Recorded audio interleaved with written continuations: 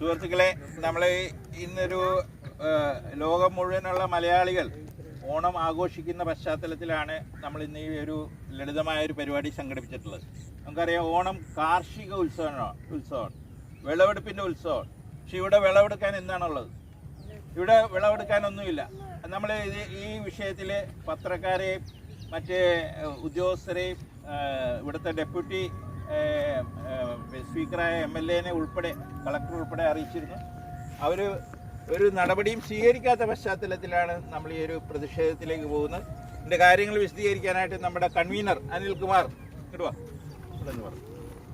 പ്രിയപ്പെട്ട നാട്ടുകാരെ, സഹോദരി സഹോദരന്മാരെ, നമ്മളിന്ന് തിരുവോണ നാളിൽ നമ്മളിന്ന് പ്രതിഷേധം സംഘടിപ്പിക്കാനുണ്ടായ സാഹചര്യം എന്ന് പറഞ്ഞാൽ 3-4 വർഷക്കാലമായിട്ട് നമ്മളെ നിരന്തരം, അതായത് സർക്കാരിൻ്റെ ഒരു നെല്ലൊരു മീൻ പദ്ധതി അവഗണിച്ചുകൊണ്ട് ഈ ചെമ്മിക്കൃഷിക്ക് വേണ്ടി പാടശേഖരങ്ങളിൽ നിരന്തരമായി വെള്ളം കെട്ടി നിർത്തി ഇവിടുത്തെ വീടുകൾ ഉൾപ്പെടെ വിണ്ട് പൊളന്നു നിൽക്കുകയാണ്. പച്ചക്കറി, ഇവിടുത്തെ മനുഷ്യരുടെ മുഖ്യ വരുമാന മാർഗമായ പച്ചക്കറി കൃഷിയെ തകർത്തുകൊണ്ട്, അതായത് നിരന്തരമായിട്ട് നെൽകൃഷി സീസണിലും ഉപ്പുവെള്ളം സംഭരിച്ചിട്ട് നവംബർ 15 ശേഷമേയുള്ള മത്സ്യകൃഷിക്ക് പാടശേഖരങ്ങളിൽ പോരുവെള്ളം കയറ്റാവുന്ന ഹൈക്കോടതിയുടെ ഡിവിഷൻ ബെഞ്ചിൻ്റെ ഉത്തരവ് വരെയുണ്ട്. പിന്നെ PLD ഉത്തരവെന്നും പറഞ്ഞ് എറണാകുളം കളക്ടർ ഇറക്കിയേക്കുന്ന ഒരു ഉത്തരവുണ്ട്, പൊക്കാളി ലാൻഡ് ഡെവലപ്മെൻറ്റ് അതോറിറ്റിയുടെ. ഏപ്രിൽ 14-ാം തീയതി പാടശേഖരം നെൽകൃഷിക്കൊരുക്കി നെൽകൃഷി ചെയ്യാനുള്ള സാഹചര്യത്തിലേക്ക് എത്തിക്കണമെന്നുണ്ട്. പക്ഷേ ഈ ഉത്തരവുകളെല്ലാം ഉണ്ടായിട്ട് പോലും ഒരു പാടശേഖരത്തിന് പോലും ഇവിടെ മത്സ്യകൃഷി നടത്താനുള്ള അനുമതി ഫിഷറീസ് കൊടുത്തിട്ടില്ല. എന്നിട്ട് പോലുമാണ് ഈ തോന്നിവാസം കാണിക്കുന്നത്. നമ്മൾ നിരന്തരമായിട്ട് MLAയും കൃഷി വകുപ്പും, കഴിഞ്ഞ കൃഷി വകുപ്പ് മന്ത്രിക്ക് ഉൾപ്പെടെ, കഴിഞ്ഞ MLAക്ക് ഉൾപ്പെടെ നമ്മൾ നിരവധി പരാതികൾ കൊടുത്തു. അതിൻ്റെ ഒരു നിയമസഭയിൽ നിന്നൊരു ലെറ്റർ എനിക്ക് വന്നായി. കഴിഞ്ഞ പ്രാവശ്യം ഈ നെൽകൃഷി സീസണിൽ ചെമ്മിപ്പൊടി നിക്ഷേപിച്ചതിന് നമ്മൾ പരാതി കൊടുത്തു. ഒരു 10,000 രൂപ വെച്ച് ഫൈൻ അടപ്പിച്ച് സ്റ്റോപ്പ് മെമ്മോ വരെ കൊടുത്തതാണ്. എന്നിട്ടും കഴിഞ്ഞ തവണ നടത്തി. ഞാനത് ഫിഷറീസ് ഡെപ്യൂട്ടി ഡയറക്ടർ ഉൾപ്പെടെ അറിയിച്ചതാണ്. പക്ഷേ വീണ്ടും ഈ വർഷവും ഞങ്ങൾ പച്ചക്കറി കൃഷി കുറച്ച് വീട്ടുകളിൽ ചെയ്തിട്ടുണ്ട്. ആൾക്കാർ മടിക്കുന്ന കാര്യം ഇതാണ് അവസ്ഥ. നിരന്തരമായിട്ട് ഉപ്പുവെള്ളം സംഭരിച്ചിട്ടിരിക്കണം മൂലം അവിടുത്തെ വീടുകളൊക്കെ ചെന്നാൽ നമുക്ക് വ്യക്തമായിട്ട് കാണാം. ഷൈമൻ്റെ വീട് ഉൾപ്പെടെ തെല്ലി നശിച്ചിരിക്കുകയാണ്. ദിനേശൻ്റെ വീട് വിണ്ട് നിൽക്കുകയാണ്. അങ്ങനെ പല പല പഴയ വീടുകളെല്ലാം പോയിട്ട് പുതിയ വീടുകൾ നിർമ്മിച്ചിട്ടുണ്ട്. ഇപ്പോഴും ഈ എല്ലാ വർഷവും നമ്മൾ പരിഹരിക്കും എന്നല്ലാണ്ട് ഫിഷറീസോ കൃഷി വകുപ്പോ ഇതിനൊരു പരിഹാരം, ഇറിഗേഷൻ ഡിപ്പാർട്ട്മെൻറ്റിൽ പെടുത്തി കുറേ ഹൈറ്റ് കൂട്ടി JCB ഇട്ട് കോരിക്കഴിഞ്ഞാൽ വേലിയേറ്റ സമയത്തുള്ള വെള്ളക്കയറ്റം വരെ നിൽക്കും. ഇതൊക്കെ ഇവർ നമ്മൾ പറഞ്ഞു കൊടുക്കേണ്ട കാര്യമില്ല. ഇവർ നിരന്തരമായിട്ട് ഇങ്ങനെ ചെയ്തുകൊണ്ട് മനുഷ്യരെ ദ്രോഹിച്ചുകൊണ്ടിരിക്കുന്നു. ഒരു 1 ലക്ഷം രൂപ 50,000 രൂപ ഈ ടൈമിൽ ഇവിടുത്തെ സാധാരണക്കാരായ മനുഷ്യർക്ക് കിട്ടുന്നത്. അതിൻ്റെ ആ വരുമാനം നഷ്ടപ്പെടുത്തിക്കൊണ്ട് കൃഷി വകുപ്പ് ഉൾപ്പെടെ അവർ ചിങ്ങം 1-ാം തീയതി കർഷക ദിനം ആചരിക്കും. എന്തിൻ്റെ അടുത്ത് ഇവിടുന്ന് ചേരിങ്കലുള്ള പച്ചക്കറി ഉൾപ്പെടെ ഈ ചന്തകളിൽ എത്തിക്കേണ്ടതാണ്. അങ്ങനെ ടൺ കണക്കിന് പച്ചക്കറി ഇവിടെ ഉൽപ്പാദിച്ചിട്ടുണ്ട്. ഒരു കുറച്ച് വർഷങ്ങളായിട്ട് ഇവർ നിരന്തരമായിട്ട്, കഴിഞ്ഞ തവണ ചാലെടുത്ത ആൾ തന്നെ അഡ്വാൻസ് കാശ് കൊടുക്കുന്നു, പിന്നെ ചാലെടുക്കുന്ന ആൾ തന്നെ മോട്ടർ അടിക്കേണ്ടെന്ന് പറയുന്നത്. അങ്ങനത്തെ ഒരു അവസ്ഥയുണ്ട് ഇവിടെ. പാടശേഖരം അഡ്വാൻസ് പൈസ മേടിച്ച് ഇതിനകത്തെ ചെമ്മിക്കുഞ്ഞുങ്ങളെയും മറ്റേ മത്സ്യക്കുഞ്ഞുങ്ങളെയും നിക്ഷേപിച്ച് ഈ നെൽകൃഷി സീസണിൽ ഇപ്പോൾ പലയിടത്തും നിക്ഷേപിച്ചിട്ടുണ്ട്. അതുകൂടാണ്ട് ഇതിനകത്തെ കുഞ്ഞുങ്ങളെ സംരക്ഷിക്കാൻ വേണ്ടി പാടശേഖരം അഡ്വാൻസ് പൈസ മേടിച്ചിട്ടാണ് ഇത് ചെയ്യുന്നത്. അത് കാരണം ഞങ്ങൾ ഇന്ന് തിരുവോണ നാളിൽ ഞങ്ങൾ ഈ നാട്ടുകാരുൾപ്പെടെ പ്രതിഷേധിക്കുകയാണ്. ഇത് ഞങ്ങൾക്ക് ഭയങ്കര വേദനാജനകമാണ്. കാരണം അതേപോലത്തെ നിരന്തരമായിട്ട് ഞങ്ങളുടെ വീട് തകർത്തിട്ടും ഒരു സർക്കാർ ഞങ്ങൾക്ക് ഒരു ആനുകൂല്യം പോലും ഇതുവരെ തന്നില്ല. അപ്പോൾ ഞങ്ങൾ നിരന്തരമായിട്ട് കഴിഞ്ഞ തവണ ഉണ്ടായ നഷ്ടങ്ങൾ ഉൾപ്പെടെ കളക്ടറേറ്റിൽ CR നീലകണ്ഠൻ ഉൾപ്പെടെ റിപ്പോർട്ട് കൊടുത്തിട്ട് ഈ പ്രദേശത്ത്, പക്ഷേ ഒരു നടപടിയില്ല. അതുകൊണ്ട് ഞങ്ങൾ ശക്തമായിട്ട് ഇത് പരിഹരിക്കുന്നവരെ ഞങ്ങൾ സമരരംഗത്തുണ്ടാകുമെന്ന് ഉറക്കെ പ്രഖ്യാപിക്കുകയാണ്. ജനകീയ പ്രതിരോധ സമിതിക്ക് വേണ്ടി അനിൽകുമാർ ചേരിങ്കൽ. അപ്പോൾ ഗിരിജാസ്വാമിനെ ഞാൻ ആദരപൂർവ്വം ക്ഷണിച്ചു കൊടുക്കും. വരൂ. ഇവിടെ ഈ ചേരിങ്കൽ പ്രദേശത്ത് ഒത്തിരി നാൾ, 5-6 വർഷത്തിന് മുമ്പ് ഇവിടെ എല്ലാവരും പച്ചക്കറി, കരിവരമ്പത്തും എല്ലായിടവും പച്ചക്കറി ഇട്ട് പിന്നെ വിപണിയിൽ കൊണ്ടുപോകാനും ഇവിടെ ആളുകൾ വന്ന് കൊണ്ടുപോവുകയായിരുന്നു. പക്ഷേ ഇങ്ങനെ 5-6 വർഷമായിട്ട് ഇവിടെ അത് സാധിക്കുന്നില്ല. കർഷകരെല്ലാവരും പിന്നെ ഈ വെള്ളക്കെട്ട് കൊണ്ട് ഞങ്ങൾക്ക് ഇവിടെ കൃഷി ചെയ്യാൻ പറ്റുന്നില്ല. അത്തരത്തിലാക്കി ഇത് ഞങ്ങൾക്ക് ഇനിയെങ്കിലും പിന്നെ കൃഷി ചെയ്യാനും മറ്റുള്ള രീതിയിൽ ഞങ്ങളുടെ ഈ പച്ചക്കറി കൃഷി ചെയ്യാനായിട്ട് ഞങ്ങൾക്ക് ഒരു അവസരം ഉണ്ടാക്കി തരണമെന്നും പിന്നെ മോട്ടർ അടിച്ച് വെള്ളം പറ്റിച്ച് ഏത് സമയത്താണ് ഇത് അടിച്ച് പറ്റിക്കേണ്ടത് ആ സമയത്ത് തന്നെ വെള്ളം അടിച്ച് പറ്റിച്ച് ഞങ്ങൾക്ക് കൃഷി ചെയ്യാനുള്ള സാഹചര്യം ഒരുക്കി തരണമെന്നാണ് ഞാൻ പറയുന്നത്, ഞങ്ങൾ പറയുന്നത്.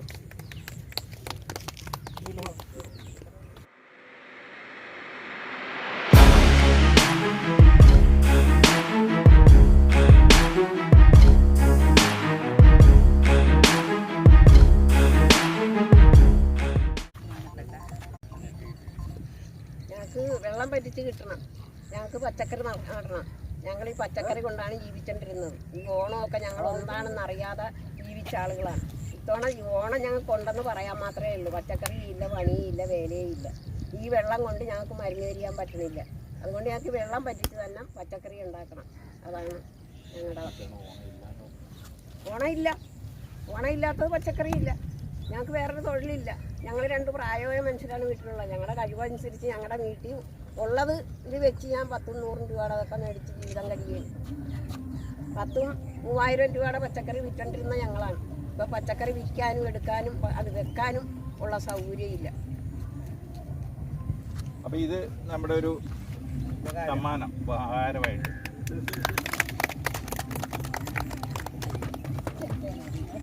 ചേരിക്കൽ നിവാസികളെ, ഇങ്ങനെ ഒരു സമരം ഈ തിരുവോണക്കാലത്ത് എടുക്കേണ്ടി വന്നതിന്റെ ഗതികേട് എന്ന് വെച്ചാൽ ഇവിടെ സമൃദ്ധമായി പച്ചക്കറി വിളയുന്ന ഒരു പ്രദേശമായിരുന്നു. ലക്ഷങ്ങൾ പച്ചക്കറിയിലൂടെ വരുമാനം നേടിയെടുത്ത ഒരു നാടാണ്. പരമ്പരാഗതമായി പൊക്കാളി കൃഷിയും കൊണ്ടൽ കൃഷിയും നടത്തി വന്ന ഒരു പ്രദേശമാണ് ചേരിങ്കൽ പ്രദേശം. ഇവരുടെ മുഖ്യ വരുമാനങ്ങളിൽ ഒന്ന് ഇവിടുത്തെ പച്ചക്കറിയും നെൽകൃഷിയുമായിരുന്നു. നെൽകൃഷിയും ഇല്ലാതായി, ഇപ്പോൾ പച്ചക്കറി കൃഷിയും ഇല്ലാതാകുന്ന ഒരു സാഹചര്യത്തിലേക്ക് വന്നിരിക്കുകയാണ്. അവ മുഴുവൻ സമയം ചെമ്മീൻ കൃഷി എന്ന അവസ്ഥയിലേക്ക് മാറിയപ്പോൾ വീടുകൾ തള്ളിപ്പോവുകയും ഫലവൃക്ഷങ്ങൾ ഇല്ലാതാകുകയും പച്ചക്കറികൾ ഇല്ലാതാകുകയും ചെയ്യുന്ന ഒരു സാഹചര്യം. ഇന്നിപ്പോൾ പച്ചക്കറി തീരെ ഇല്ലാതായി. ലക്ഷങ്ങൾ മാർക്കറ്റിലേക്ക് പച്ചക്കറി കൊണ്ടുപോയി ലക്ഷങ്ങൾ സമ്പാദിക്കേണ്ട ഈ നാട്ടിലെ ആളുകൾ ഈ തിരുവോണക്കാലത്ത് ഒരു പ്രതിഷേധവുമായി ഇറങ്ങണമെങ്കിൽ അവരുടെ ആ അവസ്ഥ എന്തായിരിക്കുമെന്ന് നമുക്ക് ഊഹിക്കാവുന്നതേ. അപ്പൊ ഇത്തരം പ്രതിഷേധങ്ങൾ ഉയർന്നു വരികയും അത് ഭരണാധികാരികൾ ശ്രദ്ധിക്കുകയും ചെയ്യേണ്ട ഒരു അവസ്ഥയുണ്ട്. ഇതിനു മുമ്പ് പറഞ്ഞ അതുപോലെ ഇറിഗേഷൻ ഡിപ്പാർട്ട്മെന്റ് ശ്രമിച്ചു കഴിഞ്ഞാൽ ഈ പുറംബണ്ട് കരിങ്കൽ ബണ്ട് ബലപ്പെടുത്തുകയും ആഴം കൂട്ടുകയും ചെയ്യുന്ന നടപടികൾ സ്വീകരിക്കാം.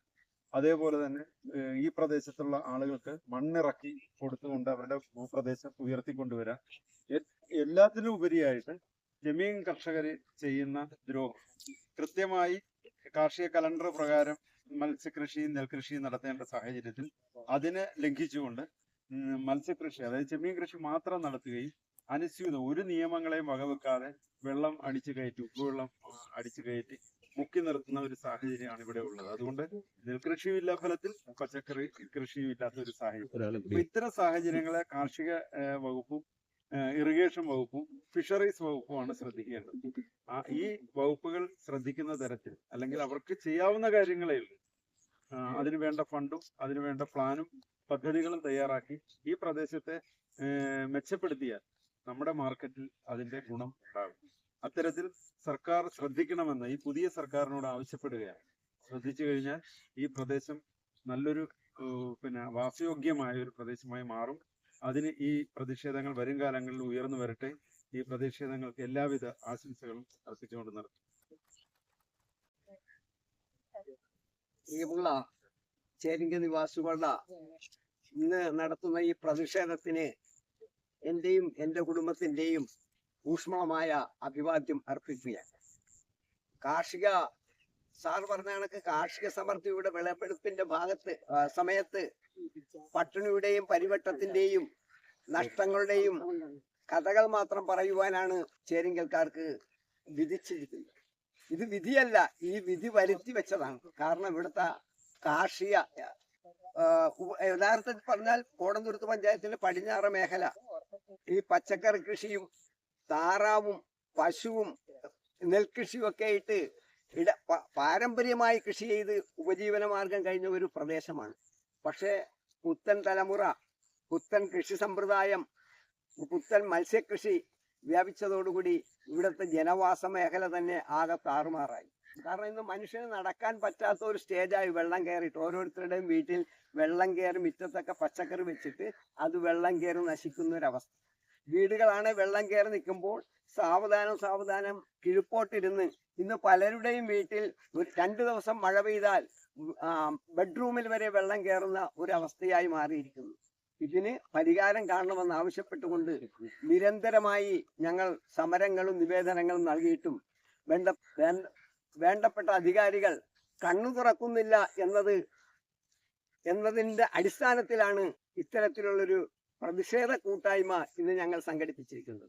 ഇനിയെങ്കിലും ബഹുമാനപ്പെട്ട അധികാരികൾ കണ്ണു തുറന്ന് ഈ പ്രദേശത്തെ പ്രശ്നങ്ങൾക്ക് പരിഹാരം കാണുന്നതോടൊപ്പം തന്നെ ജൈവകൃഷി രൂപപ്പെടുന്ന ജൈവകൃഷിയിലൂടെ പച്ചക്കറി ഉൽപ്പാദിപ്പിക്കപ്പെടുന്ന ഇവിടുത്തെ വിളവുകൾ നാട്ടിലെ ജനങ്ങൾക്ക് പ്രയോജനപ്പെടുകയും അത് ജനങ്ങൾക്കൊരു വരുമാന മാർഗമാകുകയും ചെയ്യുന്ന ഒരവസ്ഥ ഉണ്ടാക്കുന്നതിന് വേണ്ടിയുള്ള ഒരു ശ്രമം ഭരണാധികാരികളുടെ ഭാഗത്തുണ്ടാകണമെന്നും അങ്ങനെ ഇല്ലാതെ വന്നാൽ ഇനിയും സമരങ്ങൾ ഞങ്ങൾ നടത്തേണ്ടി വരും.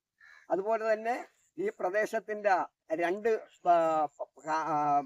നെൽപ്പാടങ്ങളോട് ചേർന്നുള്ള പ്രദേശങ്ങൾ കല്ലുകെട്ടി തിരിച്ച് അതിന് പ്രൊട്ടക്ഷൻ വാളുണ്ടാക്കി മണ്ണുകളൊക്കെ വിരിച്ച് ഈ പ്രദേശത്തെ സംരക്ഷിക്കുകയും അങ്ങോട്ടും ഇങ്ങോട്ടും ആവശ്യമായ സഞ്ചാര യോഗ്യമായ വഴികളും ഭരണകൂടത്തിന്റെ ഭാഗത്തു നിന്നുണ്ടാകണമെന്ന് ഈ പ്രതിഷേധത്തിലൂടെ ആവശ്യപ്പെടുകയാണ്.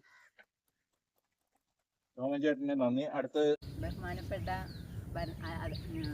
അധികാരികൾ അറിയുന്നതിന് ഞങ്ങൾക്ക് പച്ചക്കറി സംരക്ഷിക്കുവാനും നെൽകൃഷി നടത്തുവാനും വെള്ളം പറ്റിച്ചു തരണമെന്നും ഞങ്ങളുടെ മുറ്റം വെള്ളത്തിൽ മുങ്ങിക്കിടക്കുകയാണ്.